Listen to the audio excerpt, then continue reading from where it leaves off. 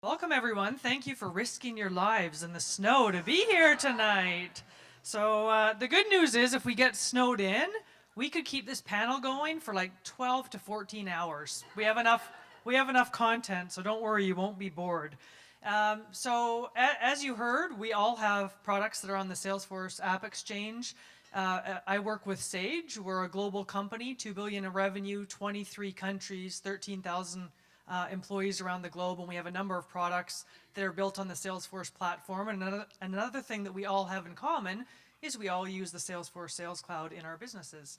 So different sizes of companies, but we all have that in common as well. And so I think to kick things off, first of all, what we're going to do is we're just going to do some introductions, and I'm going to let our panelists tell you a little bit about their companies and what they're all about, and then we're going to get into some great content tonight. So we'll start closest to me. Okay. Hey guys, I'm Scott Voigt. I'm one of the founders and the CEO of a company called Full Story here in Atlanta. Full Story is a 70-person company. We're backed by Google and Kleiner Perkins and Salesforce.com. And Full Story really is a way to help online companies perfect their customers' experience, right? So we record more data per user visit than any other company in the world, and then we take that data and we help surface up any areas where people might have problems. So if they're frustrated or confused, you can actually just click play and watch what the user was doing as they were having a hard time navigating through a site. I think that's a soundbite on us. Works for me. Cool. Hey everyone, I'm Eric Spett, one of the founders and the CEO of Terminus, and we started, thank you, right here in this building about 4 years ago, and today we are just over 150 people full-time, and what we are doing is transforming the world of B2B through account-based marketing, which, if you're familiar with the world of B2B at all, is one of the fastest growing categories in the entire space. And so I believe we'll be talking more specifically about what that means, but proud to be here in Atlanta from a Salesforce perspective. We are Sales Cloud customers. We are on the App Exchange. A lot of our technology is integrated tightly with Salesforce, and last but not least, we have a lot of Salesforce DNA. And so David Cummings, who owns this building, CEO and founder of Pardot, which sold to ExactTarget, and then Salesforce, is an investor in our business, as is Scott Dorsey, who is the CEO and founder of ExactTarget, which sold to Salesforce. Good evening. My name's Tim Quinn. I'm the CEO of ThinkTech. We're an industrial IoT platform for asset-intensive organizations. So we capture and collect millions of records on a minute-by-minute basis to process that data and really create predictive and actionable data on that data set. We're located, actually, we used to be in an ATV, and Jessica, good to see you and all the other friends that used to be here. We're now located in Army Yards next to Scott. We're a little over 20 employees. We're an early stage company. Just finished closing a seed round of right at $2 million and have good market traction and good growth. We're, number one, we are actually not just, we have an app that plugs into Salesforce and App Exchange, which has been super effective and valuable.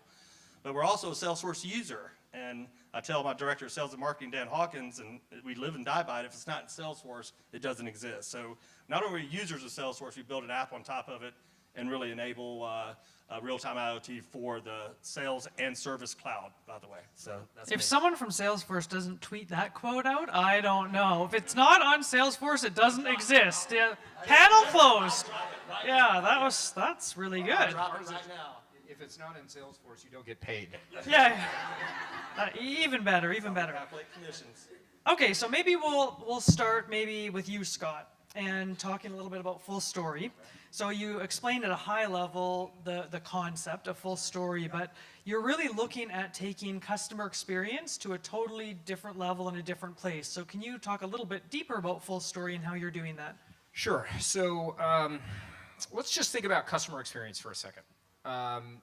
When it comes to the online world, last week, Hawaii, as you may know, ran for cover. And that really came down to just a usability bug, right? It's like launch alarm, test alarm. I don't know, I'll try the first thing. It's an example of a bad customer experience that no product designer really thought about. So if you're involved in a SaaS business or an e-commerce business, imagine all the times that you've launched a feature and then basically put a blindfold on because you don't know how people are actually interacting with that feature, right? And now I want you to take your product manager hat off, and I want you to be a consumer of the web for a second. We all buy things online. I'm guessing we all buy things online. Have you ever been frustrated as you've tried to buy something online?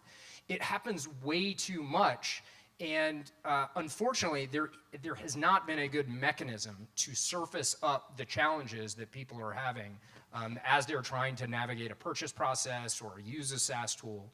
And so, again, the core concept behind Full Story is install a script on your page. We will record, in essence, everything that happens for every one of your users as they cross the site. Every click, every keystroke, every mouse move, every asset that's visible to the customers. And then we take that data and we look for patterns in that data. We've got this concept we call a rage click, for example. And that's when people just hammer on the mouse. And I didn't know that had a name. Yeah, well, that's a rage click. You've done that before. Yeah. That's one example of a heuristic that people are always sending to suggest that they're having a poor customer experience. And so we are serving lots of companies in that category to help them understand where people are having bad customer experiences. So they're not wasting their sales dollars, they're not wasting their marketing dollars. The most precious dollars that they have are going to be the word of mouth of people that are just having good experiences. That's why we spend so much time developing stuff in the first place. So I can shop online faster. You can be more happy as you're shopping online. I'm pretty happy already when I'm shopping Well, online. if you've ever been frustrated. Okay, yes. All right, so Eric, so you talked about account-based marketing, and I think if maybe there's some folks in the room that know about traditional marketing or even online marketing, but account-based marketing, it may be unfamiliar to some people. So can you tell us a little bit more about that? Yeah, absolutely. So to really boil it down is we are helping B2B companies primarily go from focusing on a lot of quantity and just trying to get tons and tons and tons of leads and getting the revenue they need out at the bottom to a focus on quality. And so that really requires a total business transformation. So what happens historically, what's been going on for the last 10 years, companies are developing content, they're putting out white papers. Some of it is relevant, some of it is like Game of Thrones. They just want people to fill out the form, get the leads in, toss it to sales, and then companies start to have serious challenges with the people that they're spending their time on and trying to sell to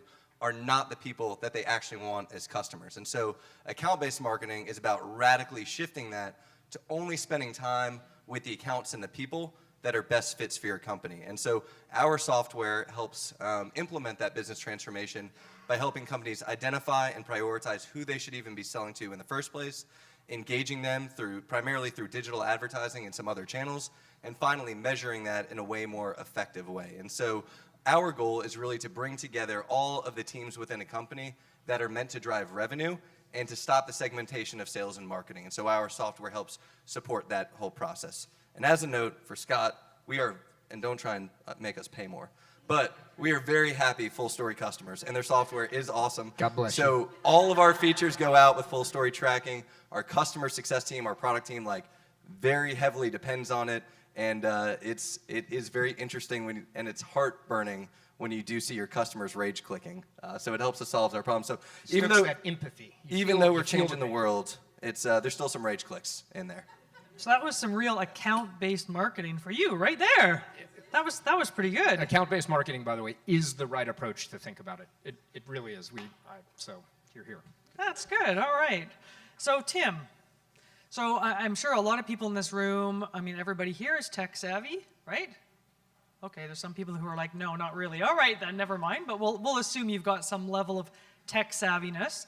But IoT and machine learning and big data are all terms that people throw around. But what I loved about you guys is that you really brought IoT to life, and you're bringing IoT to life. So can you share with this group a little bit about what you're really doing with IoT and how it plays out in your business? No, absolutely. So understand that we deal with very industrial, commercial operations. We deal with folks that own and operate hundreds of millions of dollars of equipment or assets. If those assets are not deployed properly, they do not make money, period. And these assets range from $25,000 to $10 million, where it costs to change a tire, $500,000 just to change a tire on a Barrick gold mining unit. So we're dealing with very, very expensive stuff. So our job is to connect to those things out in the world. That can be something on the vehicle, be on the asset, be a sensor. But we're capturing a lot of data. When I say a lot of data, we can scale up to 10 million records a minute transactionally. That's a lot of data. Now what do we do with it is the key. And it's all about the data. I mean, it's all about the data. When I say all about the data, we take the data and there's methods that we can apply to that data. And that data can, and when we talk about contextual data, it could be predictive data. It could be diagnostic data. We're capturing stuff, is it on, is it off, is it about to blow up?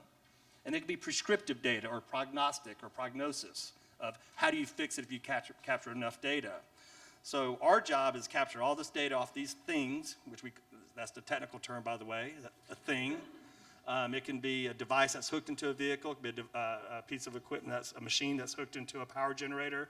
It could be a little tiny sensor out in the world collecting small data.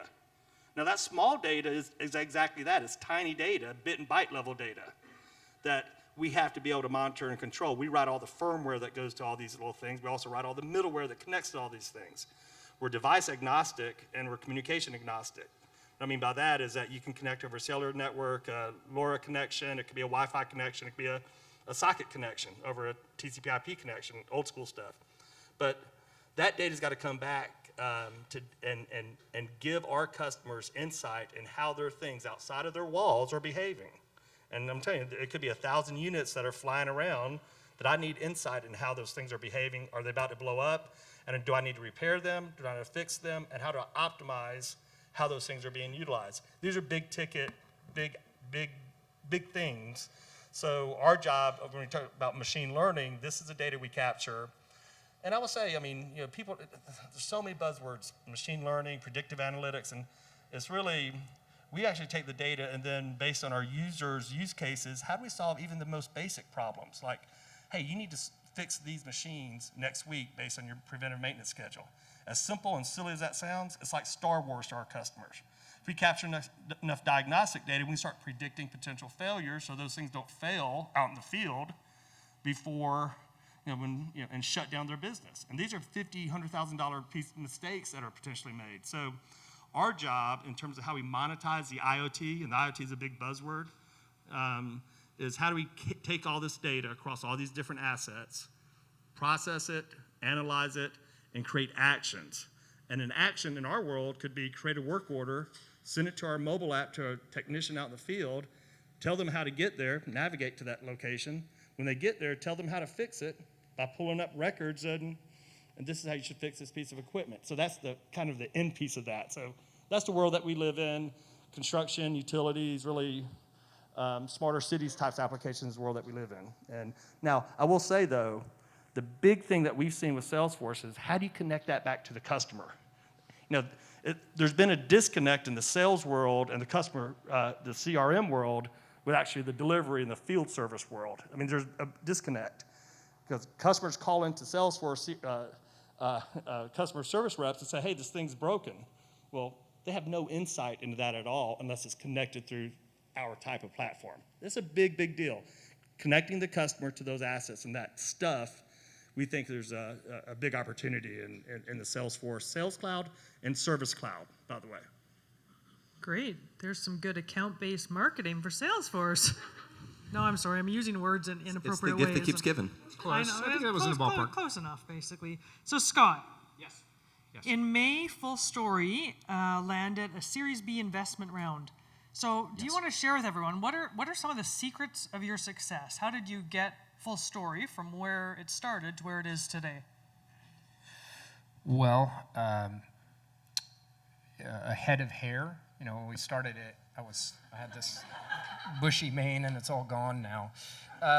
First of all, I would say it's important not to confuse fundraising with success, and I think too many people do that. And so, nobody gets excited when somebody's like, "Hey, I just refinanced my house. Nice job." That's a financing event. So we had a financing event. Of course, there are milestones that have to be met in order to have a fundraising event. So we're happy about that, to be clear.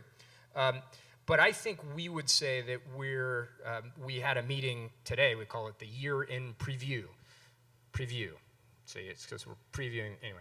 So we talk about what we're going to accomplish in 2018, and one of the themes that we made sure we said to everybody is like, look, we hit some funding milestones, we hit some great revenue milestones, but success, we have not achieved success yet, right? We've got so much more that we want to accomplish, from customer milestones and revenue milestones and product things that we want to build. We are just getting started on this thing.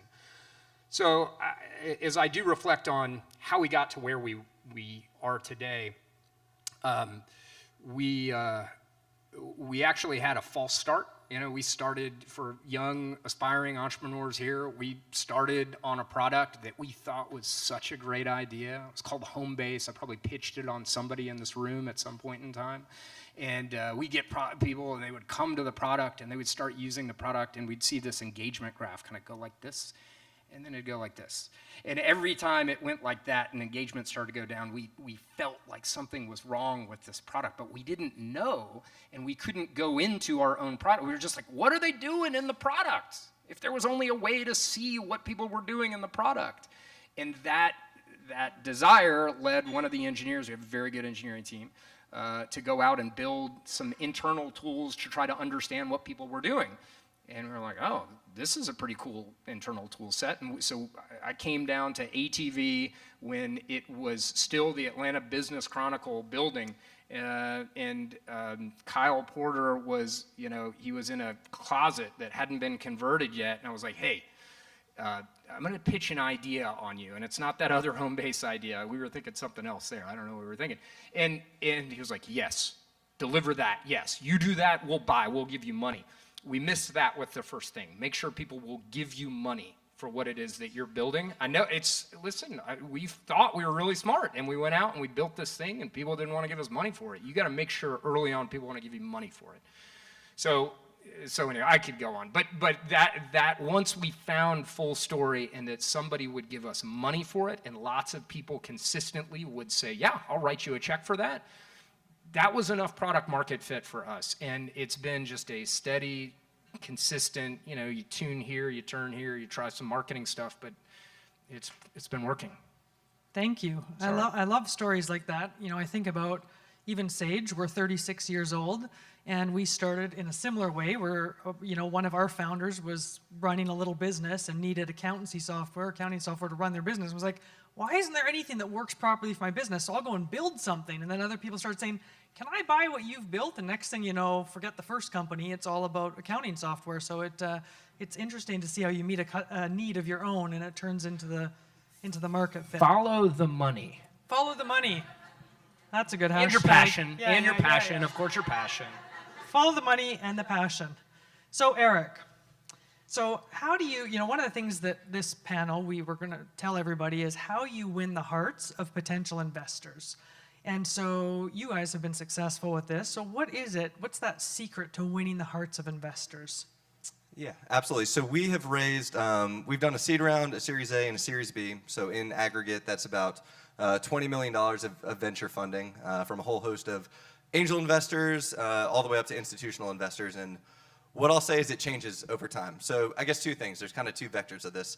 All investors are looking for something different. So as with anything or being on a panel or any of that, it's super important to know who your audience is and what they're looking for. Scott's investors, they want to see a big company. These are big Tier A investors. They swing for the fences. So my hair just fell out. And that's why Scott's hair fell out. There's other investors that want to build more conservative businesses, and some people think of this as kind of the East Coast versus West Coast mindset. So first of all, you have to know who you're talking to, and then it also changes as the company evolves. So early on, it's really about passion, vision, team, and a little bit of execution and traction.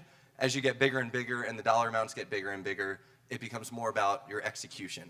And when you're really swinging for the fences, there's still a heavy amount of passion and market size and opportunity there. And so, I think as Scott said, chasing the money always works in the sense that there's nothing better than growth. I mean, it doesn't matter.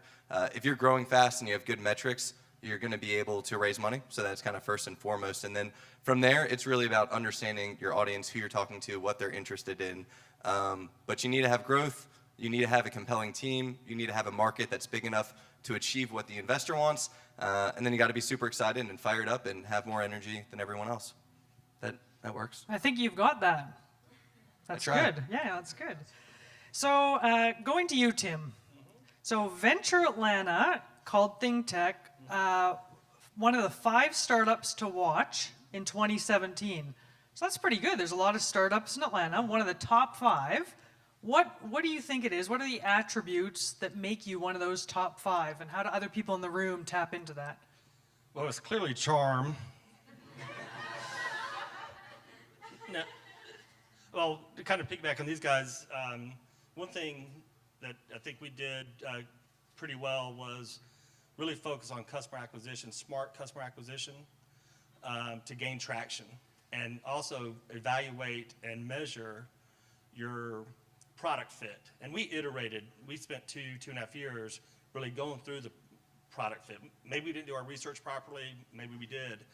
But we really spent with the early adopters that bought our technology before we had technology. And I will say the best private equity or the best venture capital in the world is your customers, by the way.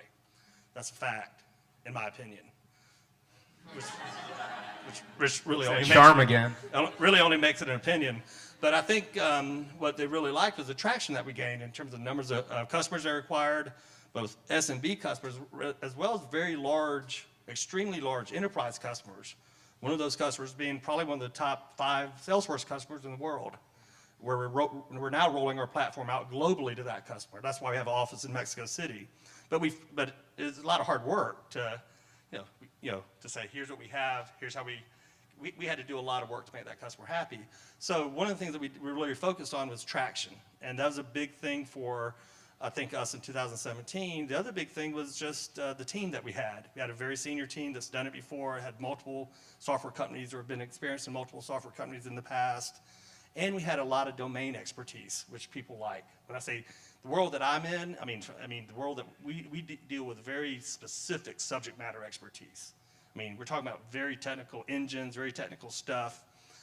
So we have to also have very strong domain expertise. So those 3 things was a big thing for us in terms of early traction, which proved our market. They liked our business model. And we're kind of a unique business model. We're per device, per sensor, per API connection per month. So, the more stuff you deploy, the more money we make. And if you really believe that there's 25 billion installed devices or sensors in the world in 2015, that number's going to go to 75 billion by 2022. There's a lot of opportunity there to connect stuff. So they like the business model. So those are things I kind of harp on: is traction, team, business model, and market fit. Those are all the things I always focus on. And by the way, if y'all heard this pitch at the Westminster Entrepreneur Club this morning, I don't know if y'all saw that on YouTube. That's what I told them. I'm stealing material, Jennifer. I've already done this. Practice. You're not stealing, you're leveraging. That's right. Yeah, repurposing it. It's all good. So Scott, perfect. I'm going to pick up on what we just heard about team, because I think it is a lot about the team. I mean, everybody starts out sometimes on their own or with a partner, but it's about building a great team. What do you see in 2018 for building a great team? What are some of the trends that you're seeing, and what are you guys trying to accomplish? It's great. So we're 70 people-ish now, going to 140 by the end of the year. So we're hiring. By the way, if anybody is... Scott, did you say you were hiring? We're hiring, Eric. As a matter of fact, Allie, are you here? Allie? Oh, there you are, right there. Allie is one of our teammates. Imagine and that. You can There have a she chat is. with her if you're interested, if you're really good at machine learning, perhaps. Track her down, or just raise your hand, she'll tackle you. So look, growing a team starts with the foundation of the team. We were very lucky that early on, Bruce and Joel and I, the founders, had worked together in a past life in a company that got acquired. We had great chemistry, and we knew, I mean, really, we started a business because we wanted to work again with each other. It wasn't that we were going to solve some mission or follow the money. It was like, hey, we like working together. Let's do this again. And then shortly thereafter, when we started the business, the office, the Google office that Bruce had managed here in town, they closed that engineering office. So earlier than we should have, we ended up bringing on 4 people. And so we were a 7-person startup way before we even understood what we were doing. But for the 2 years, it felt like we were a 7-person startup. We just we formed the core of the culture, the core of the chemistry, all of those things. And as we started bringing new people on, it wasn't like one sole founder trying to say, this is what we believe. It was 7 people that were able to convey that message. So it scaled well as we brought more people in. As we look into 2017, you know, I get nervous about things. I get nervous that Amazon lands in Atlanta. I know that Atlanta would be super excited about that, but me, business owners, like, I don't know what the hell about that.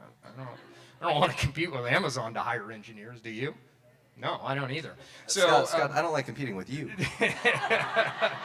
nor I. But it's all friends here. So we're thinking about a lot of things. We're thinking about hiring early, hiring aggressively, of course, getting the best people we can. We think about maybe experimenting with remote work. We haven't done much of that. I mean, like remote people maybe outside of Atlanta for key positions. That'll be an interesting experiment for us. I'll keep you posted. If you invite me back next year on the panel, I'll tell you how that went. You're invited. Well, I don't even have the authority to do that, but you're welcome to come back. All right, perfect. So Eric, we've talked a lot about growing from these small, a couple founders, 7 people, into larger companies, but also you guys have been growing through acquisition, and you recently made an acquisition of BrightFunnel. So can you tell us more about that acquisition and how it plays into your strategy and how you came to that decision? Yeah, so this is very fresh. So our acquisition of this business, BrightFunnel, closed on December 27th, so right in the middle of the holidays, as I'm learning most good deals get done when you're supposed to be taking breaks. But anyways, I think I can tell a little anecdote of kind of what happened. So so this all happened, I got a call from a friend of mine last week, who's a mentor, friend, CEO of a very fast-growing SaaS company, and he called me up and he was like, dude, what happened? He was like, we were at Dreamforce, Salesforce's wonderful conference, 2 months ago. There you go. 2 months ago, he's like, you were telling me you just bought this software, BrightFunnel, for your marketing team. It was helping you guys show the value of your own product. You were super excited about it. You basically convinced me that I also needed BrightFunnel, and you weren't even trying to do that. Fast forward 2 months, you guys just bought this company. Like you started talking, you became a customer, you started talking to the CEO, you bought the company, you like putting your execution platform together with measurement, and now you're gonna go take over the world. And I was like, well, when you put it that way, that's like exactly what happened. So that's the story and an anecdote, but it was just the perfect strategic complement. Like we were a customer of theirs. It was helping us show the value of our own product. We got to chatting with our CEO and just determined that it was a perfect fit for us. I think Dale from Silicon Valley Bank is in the room. They were very helpful in helping us get the deal done kind of right in the middle of the holidays. So Dale is very helpful. Dale is helpful. Dale, are you here? You want to raise your hand? We'll embarrass you. Dale Kirkland, everyone. All right. But it was super exciting. And for us, it is the most exciting part of it is that it's just a strategic product fit. And so Terminus, one of our major components of our product is it's about advertising and execution. BrightFunnel is all about measurement. It was stuff that we wanted to build, but it was going to cost millions and millions of dollars of engineering headcount. It was, 18 to 24 months down the road. All of this stuff they already had was stuff we wanted. And so it just made sense, and we just made it happen, and it was quite a way to kind of end the year and start the year. And so now we're proud that we've got 30 plus folks in our new San Francisco office, and it's just a big step for our business and allows us to grow quite a bit faster than we would have naturally. Great. I'm not excited. Congratulations. No, you're not. I want to know what you ate or drank or whatever you had right before this. I need to start having that every morning. I like it. That's a whole story in itself. Okay, good. That's a whole other panel. We'll invite you back later. So Tim, yes. I love you. You have all these facts and trends and all of this expertise inside your head. So I want to tap into that. If you could talk about one tech trend that you think everybody in this room should kind of keep their eyes on in 2018, what would that tech trend be? Oh, Lord. Here you go. Well, we already talked about AI or artificial or augmented, intelligence. There's nothing artificial about, collecting a bunch of data and doing stuff with it. That's, it's more augmented than artificial. But I'll tell you here from our world, and I come from a world where we provide a package of hardware, communication, software, and kind of that entire, we have to bring that entire solution to our customers. So I also deal with folks that own and operate, like I said, expensive stuff. We see, and I I think if I'm going to talk about a trend, I'm going to talk about two trends. It's the verticalization of SaaS, rather than having horizontal platforms that meet a bunch of different industries' needs. We see, and we're betting, that there's a vertical component where you go really, really deep, apply very specific functions, very specific machine learning, very specific out-of-the-box KPIs, performance metrics, all that crap to industries you know really, really well. So that's, I see a big play, and especially in the Salesforce kind of ecosystem and on the App Exchange. There's a lot of business apps, and hey, how to put a grid into a Salesforce table or whatever. But I think there's going to be a trend on how that goes much deeper vertically, in my opinion.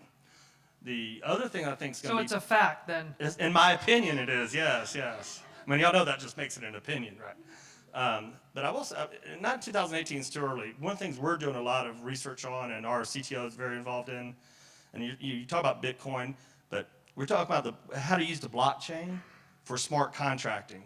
Our use cases are for equipment rental companies, like Yancey Brothers, you name it, that rent these big Caterpillar equipment for thousands and thousands of dollars a day. So imagine having an open ledger, a very open transactional ledger using the blockchain that's instantaneous, that you can actually start developing new business models based on, why am I charging my customers on a daily basis when they use it 10 minutes, right? When they might be able to add a premium, say if you use it 20 minutes, we're going to add a premium to it, but you use it 8 hours, it's going to be X. Or if you operate it ineffectively, we're going to charge you some liquidated damages because you don't know how to operate this piece of equipment. Now, that's for our very specific use cases that is becoming, it's not 2018, it's too early. But I think over the next 5 years, the concept of of how you leverage the blockchain for just pure open ledger, kind of how things are maintained, how things are managed, is going to be a big deal for us. I mean, in the world that we live in, is kind of the thing I think is going to be kind of blown up. And if it doesn't blow up in the real world, all the VCs love it. It's just to say it out loud, So say you do something in the blockchain, you'll get $18 billion. And that's a fact. So if you 18 In my opinion. yeah, add that in. So we have some great, super smart tech panelists here that have great experience, and I wanted to open it up to the floor and see if you had any questions that you might want to ask them to help your business. Oh, we have one already. Go ahead.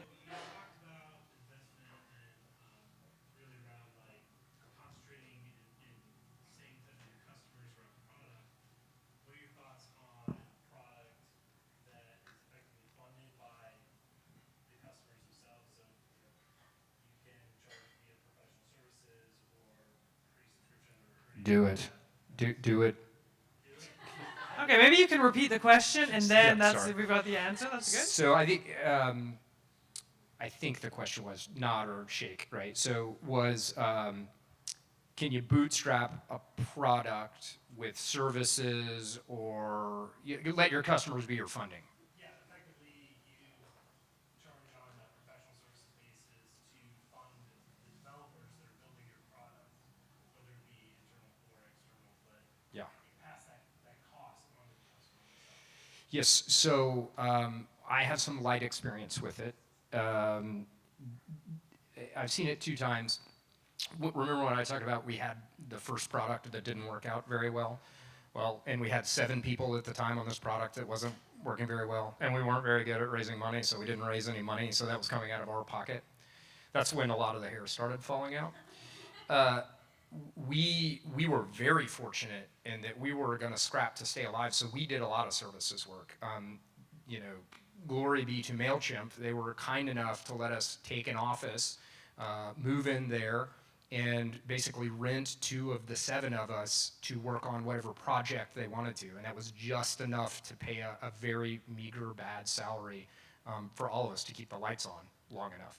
So that's just a direct, you scrap and you make services to make payroll to build your product. The other time I saw it was the first company I mentioned. There were 3 founders, and we were acquired by Google. That product was actually funded by a big company here in Atlanta that will remain nameless, that was very interested in this category of rich web applications and having some technology behind it. And my partner Bruce was able to work out a legal arrangement. That's the hardest thing of this, is getting someone to fund the services and not want to claim on the product. But he was able to kind of thread the needle to say, we'll build this product for you. You can use it in perpetuity, but we own all the rights to it.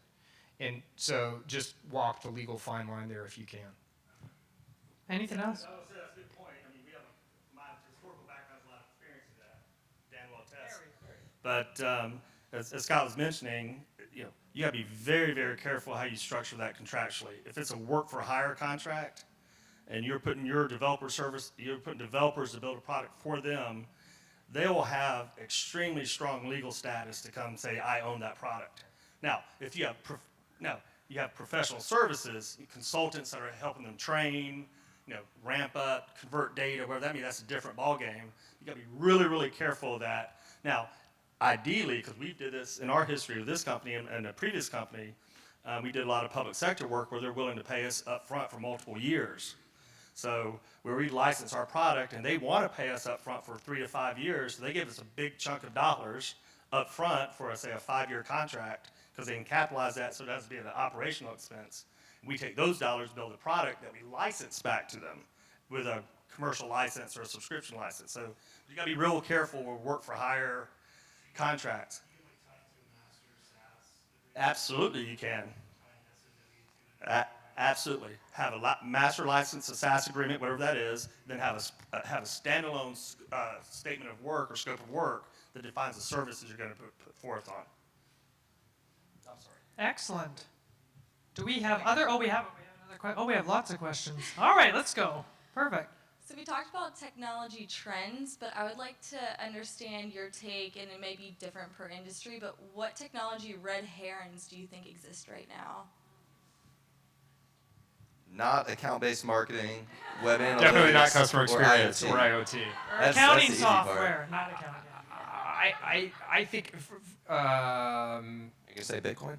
I am old, older than most of the people in this room, and I remember the year 2000 and the crash that was that year 2000. It was awful. I mean, things came unglued. I worked at a venture firm at the time, and just nobody was doing deals, and valuations changed.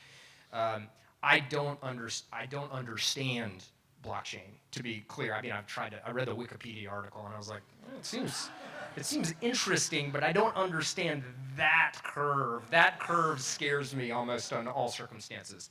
But who am I? None, shockingly enough. None. No? Do you have any? No. Okay, next question. There you You go. stumped us. Bert, we have a question over there. So, okay, well, I got it pretty late. So, a house of cards for a lot of startups is growth without any retention. Can you share with us, I know we're talking about devices, sessions, and accounts in terms of how you're growing. Can you talk to us about what your retention strategies look like, or how you're keeping customers happy to help maintain and sustain that growth? Oh, that's a great question. And so I'll talk about our experience. We're right at, Dan, how about 35 customers, something like that. Our churn and kind of our customer retention, historically over the past 3 years, we have right now, our measurement is we have 2% churn. Now, that's a limited subset for data, of course. So that effectively means we lost 1 or 2 customers over a period of 3 years. Now, but I will say, from a company DNA perspective, we put shockingly strong focus on the customer. It's all about the customer. And I tell our staff that if you're not trying to acquire a new customer, you're not working on a feature for a customer, or you're not supporting a customer, come talk to me, because you're not doing the right things. I mean, really, that's how it works. So, at this stage that we're in, we can't afford any churn for a lot of different reasons. Less about the financial side, but more about kind of the brand, the name recognition, the reference. So we spend a lot of time. Matter of fact, we just hired a big investment that we just put forth is we hired a chief customer success officer from, it used to be at Accenture, came from Cloud Sherpa, so kind of understands that world. So once you get to some scale and you get to some revenue, that's an area you really want to focus on. Matter of fact, in 2018, that's where we as an early stage company are going to put a lot of investment in terms of how we scale in that world, both on the customer success side and the really sales and marketing side. I don't know if that answered your question, but that's exactly right. Yeah, I think that's a very important topic for any business. I think number one, the shameless plug, is you need full story to even know what your customers are doing. If not, you don't know what's wrong. But it is. Shameless if I made it. It's just awesome. Yeah, but you're giving me a kickback, so it's still shameless. Still shameless, verified. For us, it's been a journey, especially with building software in a new category where people aren't exactly, in the early days, they didn't know what they were buying. We didn't exactly know how the product was going to work. So just like fundraising, it kind of changes over time. And I think some very key things that we have learned, number one, first and foremost, and this is a core tenet of account-based marketing and account-based tactics in general, is make sure that you're selling to the right people in the first place. And make sure that your sales teams and customer success teams are aligned with one another and are friends with one another, or you're going to have some very serious problems where you think your company is growing, and then in 6 to 12 months you find out we're actually churning all these customers out, and all that growth has become very expensive, and you're burning a hole in your wallet, and it's actually not good growth. It'd be better to slow down and work on the retention. Other parts of it, outside of just selling to the right people in the first place, I think one thing that we would all agree on is a focus on product. If customers don't love your product and aren't raving fans about it, and you have to pull teeth to get them to tell you that it's working for them, you've got a really big problem, and you might not know it yet. So number one, figure out who you should actually be selling to, and number two, make sure that your product is showing value. Within that, all sorts of things from a people and process perspective, but those are two gigantic things that make a world of difference, or at least have for us. I would say yes to both those things. We were somewhat unique in that we went to market with what internally we call a groundswell, which meant we wanted to get a lot of little customers out of the gate as opposed to build out a sales organization and sell higher ACV deals. The thinking there was if we got a lot of customers early on, that it would force us to refine our operations. We could board customers fast, we could contract quickly, we could support at scale, we would nail product market fit and case studies that we could then take to bigger customers. And we want customers from little companies to change jobs, remember that they love our product, and then parachute into bigger companies and be like, oh yeah, we're gonna take this full story thing. That has worked, we've been very happy. I will tell you though, that one of the drawbacks to bringing on teeny tiny companies, and we saw this, was that they would stretch to pay the minimum amount, like, I don't think it was $150 a month, $200 a month. They would stretch, and they would do that for a couple months, and then they would disappear, and then would come back. And I hated that. It just drove me crazy. And it was this sort of optical eyesore, and the net MRR number, if you look at net MRR, right, that's like same store sales, lack of a better phrase. It was great. You look at, you look at the number of customers, because we had all these little customers as we started to add. It was this optical illusion. So we just cut bait and we said, you know what, we're going to offer a free solution. So we're going to just give it away for free. We'll get more word of mouth. We'll get them to move over. And that cleaned up the churn number for us in a way that was very helpful. Thank you. So I don't know. Haven't been to one of these panels that could. One more question? Okay, because I could go on forever, and you could probably go on. Okay, we have a question in the back there. Yeah, thanks. Yeah. Okay. So Scott was talking about when you guys were initially developing your products, and you kind of came to a realization, I guess, almost like a surprise with the development to kind of try to figure out what was happening with your original product. Have you guys dealt with that, and how did you deal with that as an organization? Kind of saying, hey, you know what, this isn't working. We need to make a shift. The question is the pivot. What was it like to like call it how a did pivot? how did you kind of say, okay, you know what, we need to change directions? Oh, it was awful. I mean, there was no epiphany. I wish I could say there was a moment. Over time, as we built the product, everybody hears all the stories about it's going to be hard and you got to persevere. And so when really good venture guys would say, don't do what you're doing, and we'd be like, you guys just don't get it. We're going to persevere. So you go through this sort of ignorance is bliss phase of entrepreneurship, which I actually think you have to be able to do. You have to fool yourself into thinking that you can be successful when other people can't. And that's a weird game to play with yourself. But knowing when to say when to that, here was my litmus test for anybody that ever has to go through. If you are awake at night, in the middle of the night, and you're likely to be during those early phases, but what you're thinking about over and over again is, what can I put in the product? What can I put in the product to make it better, to make it sticky? If you're looping on that, your product's wrong, and you need to go back to the drawing board. So we looped on that for a while, tinkering with this feature. Maybe if we add that, it'll be better, and that's tough. That's no good. So what we did was we actually put together a PowerPoint presentation on this new idea. We kind of kept the team working on the old thing. We showed this PowerPoint presentation. It's called Project CowPass. I guarantee you there are people in this room that have seen it before. I know that person has. And got that, hey, will you pay for it? Will you pay for it? And they said yes. That was enough for us to have just the meeting. And we called it the transition meeting. We said, we're going to think about this and MailChimp and taking their money. And everybody, it turns out everybody knew we needed to do it anyway. And so we pivoted. And most of the reason you stick with the old product is emotional, not necessarily pragmatic. So thank you so much, and I'm going to hand it back over to the team at Salesforce, but thank you so much for joining us tonight. It's been a great conversation, and you'll be able to chat with our panelists, and thank you guys very much. You had fantastic insights. It was a lot of fun, and they're going to be around to answer your questions for the next while, and thank you.